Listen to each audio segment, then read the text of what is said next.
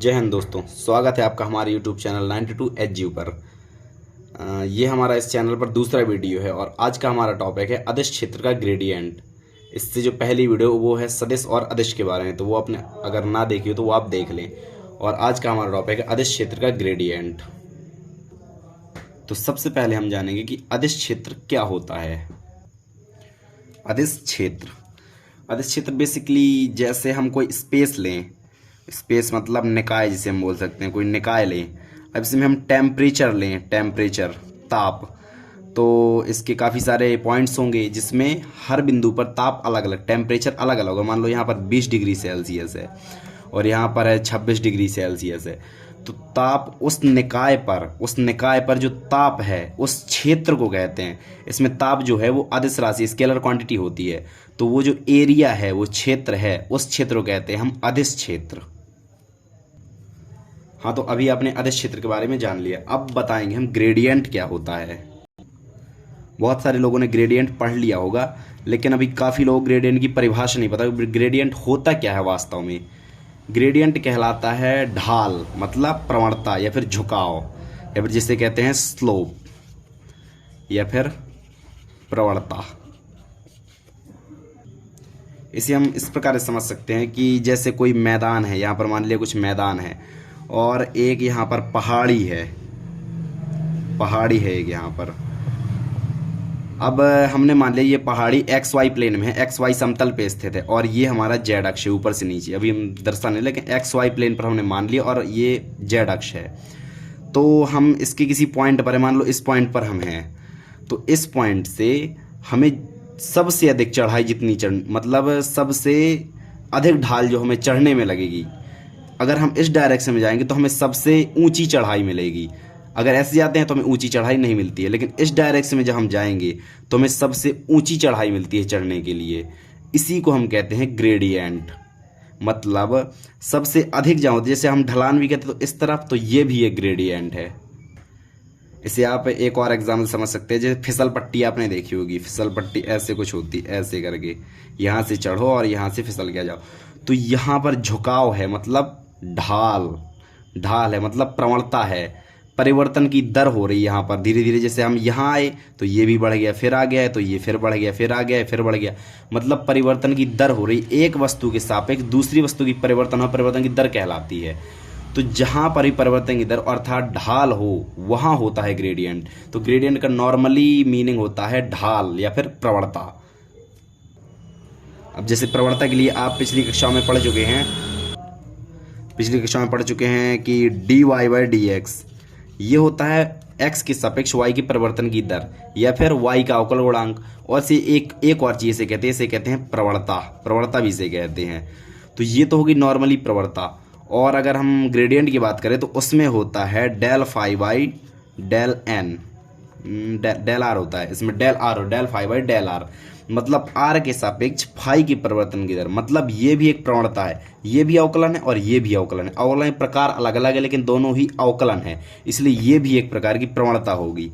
इस प्रकार हम कहते हैं जो ग्रेडियंट का हमारा व्यंजक आएगा तो उसमें ये चीज़ भी आएगी, आगे देखना भी ये चीज़ भी आएगी, तो तब हम कहते हैं कि हाँ यहाँ पर प्रवणता है, ग्रेडियंट को हम प्रवणता कह सकते हैं। तो इसमें बेसिकली तीन चीज़ें होती हैं जो दिखने में एक सी होती हैं। एक होता है ग्रेडियंट जिसे हम ग्रेड लिखते हैं, और दूसरा होता है डाइवर्जेंस जिसे हम DIV लिखते हैं, और तीसरा होता है कर्ल। तो ग्रेडियंट को हम नॉर्मली, ये डेल ऑपरेटर मैंने पिछली वीडियो में अपने बताया ये क्या होता है डेल ऑपरेटर, और ये होता है एक वेक्टर क्वांटिटी होता है डेल ऑपरेटर, और डेल ऑपरेटर इंटू फाई, मतलब जो ग्रेडियंट है हमेशा अदिश का निकलता है, ध्यान रखना हमेशा अदिश का। फाई ले लो, एफ ले लो, कुछ भी ले लो, फंक्शन होना चाहिए, अदिश फंक्शन होना चाहिए वो। और डाइवर्जेंस होता है del operator dot A vector, मतलब इसमें डॉट प्रोडक्ट होता है, इसमें दो सदिशों का डॉट प्रोडक्ट होता है। और कर्ल जो होता है दो सदिशों का, इसमें क्रॉस प्रोडक्ट होता है। तो मैंने पिछली वीडियो में बताया था कि डेल ऑपरेटर और फाई का गुणा मतलब सदिश और अदिश का गुणा क्या होता है, वेक्टर, मतलब सदिश होता है। सदिश और अदिश का गुणा सदिश होता है। और यहाँ पर सदिश और सदिश का डॉट प्रोडक्ट, सदिश और सदिश का डॉट प्रोडक्ट होता है अदिश, ये होती है स्केलर क्वांटिटी। और सदिश और सदिश का क्रॉस प्रोडक्ट ये भी एक सदिश राशि होती है, वेक्टर क्वांटिटी होती है। हाँ, तो अभी हमने देख लिया कि ग्रेडियंट, डाइवर्जेंस और कर्ल होते क्या हैं। अभी हम ग्रेडियंट का डेरिवेशन बताएंगे, बाकी डाइवर्जेंस और कर्ल ये तीनों बहुत मोस्ट टॉपिक है, तो तीनों को ध्यान से आपको पढ़ना है। और ग्रेडियंट, डाइवर्जेंस, कर्ल तीनों ही आ सकते हैं, पर तीनों में से कोई एक 100% आएगा। तो अब हम शुरू करते हैं ग्रेडियंट का डेरिवेशन। तो हमने सबसे पहले माना, क्योंकि ग्रेडियंट हम जानते हैं किसी अदिश फलन का ही निकलता है, तो सबसे पहले माना phi x y z. X y z क्यों माना? कि उस एक्स भी होगा उसमें, वाई भी होगा और जेड भी होगा, तीनों में से तीनों हो सकते हैं, या फिर दो या एक, कुछ भी हो सकता है, तीनों हो सकते हैं उसमें, इससे ज़्यादा नहीं हो सकते। तो माना एक्स वाई जेड रूप का एक फंक्शन फाई है, और इसके एक्स वाई जेड के सापेक्ष, इसके एक्स वाई अक्षों के सापेक्ष आंशिक अवकलन del phi by del x, del phi by del y, del phi by del, ये आपने ना पढ़ा आंशिक अवकलन, तो पिछली वीडियो में मैंने आंशिक अवकलन के बारे में थोड़ी सा बताया है। अब मैं बताऊंगा आंशिक अवकलन होता क्या है रियल में। अभी तक हमने दो प्रकार के अवकलन देखे हैं, एक ये अवकलन और ये होता है आंशिक अवकलन, मतलब पार्शियल डिफरेंशियल। तो ये अवकलन नॉर्मली क्या होता है? ये होता है परिवर्तन की दर, ये परिवर्तन की दर मतलब चेंज ऑफ रेट को बताता है ये d y by d x. और ये क्या होता है? ये होता है अधिकतम परिवर्तन की दर, मैक्सिमम चेंज ऑफ रेट। ये बताएगा अधिकतम परिवर्तन मतलब मैक्सिमम कितना परिवर्तन हो रहा है उस फंक्शन में, ये बताएगा ये चीज पार्शियल डिफरेंशियल। यदि आंशिक अवकलन इतने हैं तो फिर फाई के ग्रेडियंट को हम इस प्रकार प्रदर्शित करते हैं, उसे लिखते हैं ग्रेड फाई इक्वल टू और del operator into phi, into लगा है, ये डॉट नहीं लगा क्योंकि दो सदिशों के बीच ही डॉट लगता है, आदिश और सदिश के बीच हमेशा इंटू लगता है। और डेल ऑपरेटर की मैंने वैल्यू क्या बताई थी? I cap del upon del X, J cap del upon del Y, के कैप डेल अपॉन डेल, ये मैंने पिछली वीडियो में बताई थी। ये वैल्यू होती है डेल ऑपरेटर की। डेल ऑपरेटर एक वेक्टर क्वांटिटी होती है क्योंकि इसमें आई जे के डायरेक्शंस होती हैं, और फाई हमारा बाहर हो गया। और फाई का अंदर गुणा कर देते हैं क्योंकि ये एक स्केलर है और ये एक वेक्टर है, तो कोई बस अंदर आराम से गुणा हो जाएगा। हाँ, तो ये हमने अंदर गुणा कर दिया, ये हमारी आ गई ग्रेडियंट फाई। ये होता है ग्रेडियंट फाई नॉर्मली। अब ग्रेडियंट फाई का हम डेरिवेशन व्युत्पन्न करेंगे। इसका डेरिवेशन व्युत्पन्न करने के लिए हम सबसे पहले एक स्केच ड्रॉ कर लेते हैं, मतलब चित्र बना लेते हैं। हाँ, तो हमने ग्रेडियंट के लिए चित्र बना लिया है। इस ग्रेडियंट में ये दो सतहें सरफेस हैं S1 और S2। इस सरफेस पर अदिश फलन मतलब स्केलर फंक्शन की जो वैल्यू है वो है फाई, और इस पर है फाई प्लस डी फाई। मतलब यहाँ तक जाने में हमारी जो वैल्यू है डी फाई बढ़ गई है और ज़्यादा हो गई, और ये मूल बिंदु है, इससे हमने ये सब मिला दिया है। इस पर सदिश का मान आर वेक्टर है, इस पर सदिश का मान r vector plus D r vector है, और ये हमने माना कि ये कोण थीटा है। चूंकि यहाँ पर है कि O P vector equal to R vector और O Q vector equal to R vector plus D R vector हमारे पास पहले से है। अब हमें निकालना है पी क्यू वैक्टर, मतलब इस सदिश का मान। इस सदिश के मान हमें क्यों निकालना है? क्यों हमें चाहिए ये, ठीक है? नहीं, हमें चाहिए ये डी एन की वैल्यू। तो मैं आगे चल के बताता हूँ कैसे मिलेगी हमें डी एन की वैल्यू। तो हम सबसे पहले निकाल लेंगे पी क्यू वैक्टर, और पी क्यू वैक्टर की आपने पिछली 11th-12th में पढ़ी होगी। P q vector equal to O बिंदु क्यू का स्थिति सदिश और बिंदु पी का स्थिति, मतलब O Q vector minus O P vector. तो ओ क्यू वैक्टर की value r vector plus D R vector minus r vector से आर वैक्टर खत्म, d are vector. P q vector की जो वैल्यू निकली है वो हमारे पास निकली है डी आर वैक्टर। अब हमारे पास एक ट्रायंगल है समकोण, एक समकोण त्रिभुज एक हमारे पास, इसमें एक कोण है थीटा। तो आपने पढ़ा होगा cos theta. Cos theta equal to क्या होता है? कॉस थीटा इक्वल टू होता है आधार बटे कर्ण, मतलब आधार बटे कर्ण। और इसमें आधार जब ये कोण लेते हैं तो उस जो भी हम कोण लेते हैं, एंगल लेते हैं, उसके सामने वाली भुजा होती है वो हमेशा परपेंडिकुलर मतलब लंब होती है। जौन सा भी हम कोण लेंगे उसके सामने वाली भुजा परपेंडिकुलर होती है, और दूसरी होती है बेस। तो आधार बेस क्या हो गया? डी एन, और कर्ण तो एक ही होता है। कर्ण की वैल्यू हमारे पास क्या निकल के आई है? D R vector. तो अपॉन डी आर। क्यों लिखेंगे डी आर? क्योंकि हम मैग्नीट्यूड ले रहे हैं, उसकी डायरेक्शन नहीं ले रहे हैं। तो अब हम पक्षांतर कर देंगे, तो D N equal to D R का पक्षांतर कर दो, डी आर कॉस थीटा आ जाएगा। अब आपको मैंने पिछली वीडियो में बताया था A vector dot B vector equal to A B cos theta, ये बताया था मैंने। अब यहाँ पर कॉस थीटा है हमारे पास, बी भी है, ए नहीं है, तो ए हम कहाँ से लाएंगे?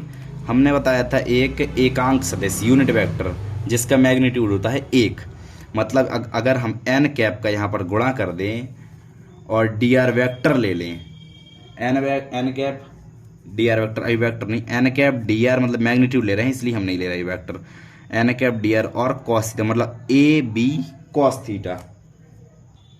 हाँ ये लाइन थोड़ी गलत हो गई, ये हम डी आर कॉस थीटा है। अगर हम आगे एक का गुणा मान लें 1 into D R cos theta, कोई फर्क पड़ेगा? नहीं पड़ेगा। एक का गुणा, एक का मल्टीप्लाई हर जगह मौजूद होता है। अब एक का गुणा हमने मान लिया और एक की वैल्यू क्या होती है? एन कैप का मॉड इक्वल टू 1, ये आपने पढ़ा होगा। अभी एकांक सदिश का जो परिमाण होता है वो हमेशा 1 होता है।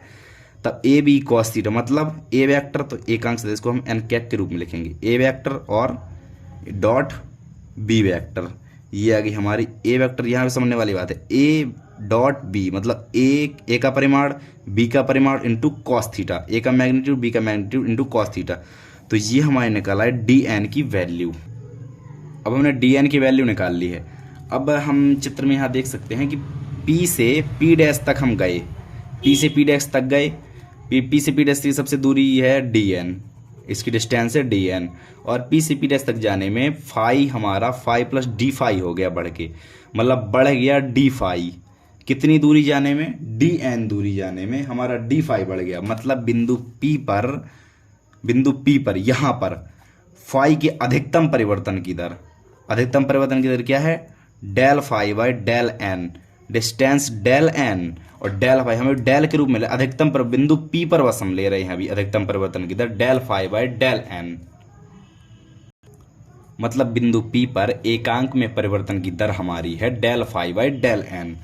अब यहां से यहां तक जाने हमारी पूरा परिवर्तन कितना हुआ? डी फाई हो गया, मतलब बढ़ तो गया ना हमारा डी फाई। कितनी दूर जाने में? D n. यदि एकांक में इतना परिवर्तन है तो एकांक में अगर हम एकांक में पूरी डिस्टेंस का गुणा कर दें, मतलब एकांक में हमने इतनी दूरी तय की तो पूरी दूरी में हमने कितनी दूरी तय की, तो डी एन मतलब पूरी डिस्टेंस का गुणा कर देंगे तो हमारा क्या निकल के आएगा? जितना भी परिवर्तन हुआ, जैसे हमारा डी फाई परिवर्तन हुआ है तो हमारा डी फाई निकल आएगा यहाँ से। ये समझने वाली बात है, यहाँ समझो, एकांक में परिवर्तन इनटू दूरी डिस्टेंस इक्वल टू जितना भी हमारा परिवर्तन हुआ है वो चीज़ हमारी निकल आती है यहाँ से। हमें जो डी एन की वैल्यू प्राप्त हुई है, डी एन की ये वैल्यू प्राप्त हुई है, वो इसमें हम रख देंगे यहाँ पर। हाँ तो ये आ गया। अब सबसे पहले हमने शुरुआत में क्या माना था? माना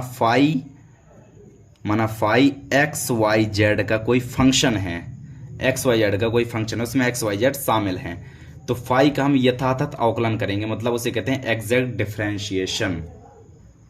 तो एग्जैक्ट डिफरेंशिएशन में ऐसा होता है, जेड फाई का किया तो डी फाई आ गया।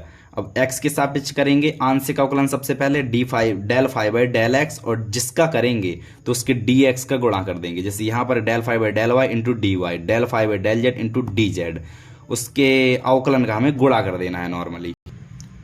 अब हमारा यहाँ तक तो हो गया। अब हम इन्हें सदिश घटकों में तोड़ेंगे, इन्हें हम घटकों में तोड़ेंगे उनके। तो इसे घटकों में तोड़ने के लिए हम इनके साथ इसे अलग लिख लेंगे, इसे अलग, तीनों में आई जे के का गुणा कर देंगे और इन वालों को भी अलग लिख लेंगे। मतलब जैसे इस प्रकार से हम लिख लेंगे, इसमें आई का गुणा और दूसरे वाले में पहला ऐसे ही था, पहला देखो, पहले अच्छे से ध्यान से देख लो, ऐसा ये है।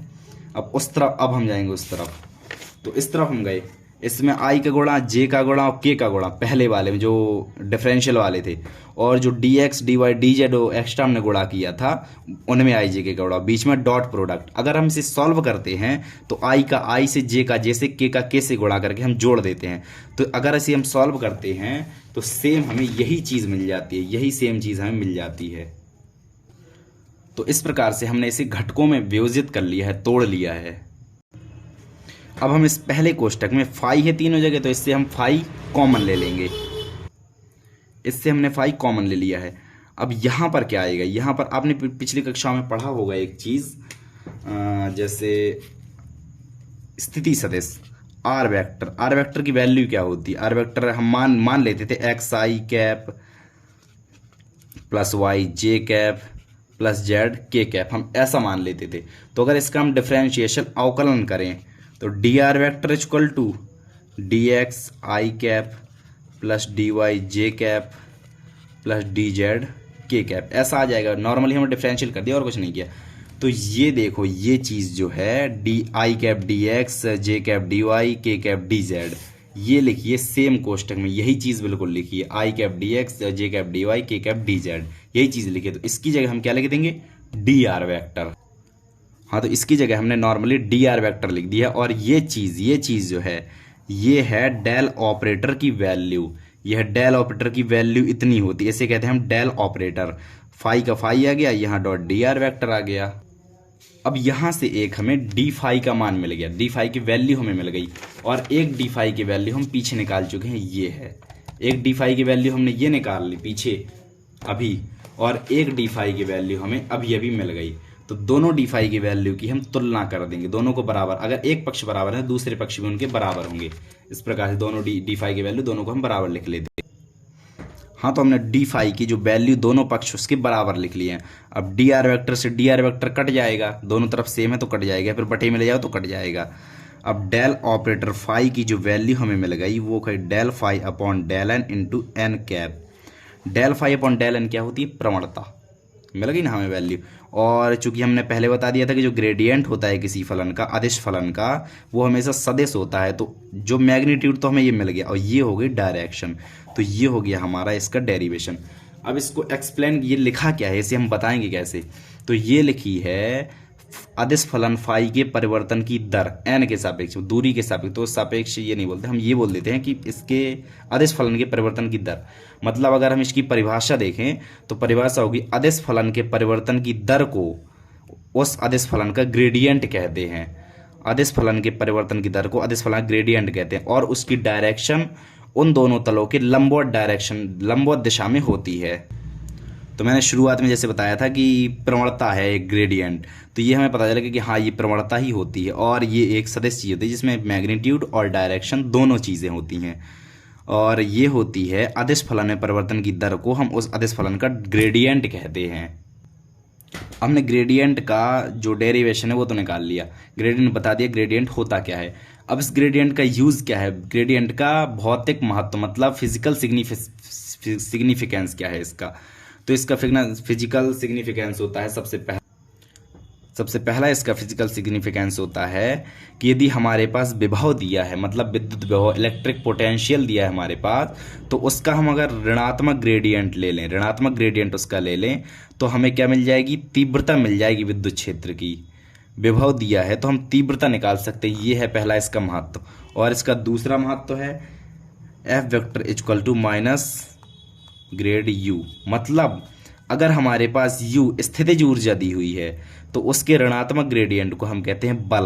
मतलब हमारे पास अगर स्थितिज ऊर्जा दी है तो उसके साथ ग्रेडियंट इंटू करेंगे और माइनस में ले लेंगे तो हमें फोर्स मिल जाएगा। अब जो ग्रेडियंट, अभी तो आपको समझ में मुश्किल आ रहा होगा कि ग्रेडियंट हम कैसे इंटू करेंगे, विभव का हम ग्रेडियंट कैसे लेंगे। जब मैं सवाल बताऊंगा अगली वीडियो में आपको, तो फिर आपको समझ में आ जाएगा कि हाँ कैसे हम विभव दिया हो तो हमें ग्रेडियंट उसका इंटू करके कैसे हम वो विद्युत क्षेत्र की तीव्रता निकाल सकते हैं, मतलब इलेक्ट्रिक फील्ड निकाल सकते हैं।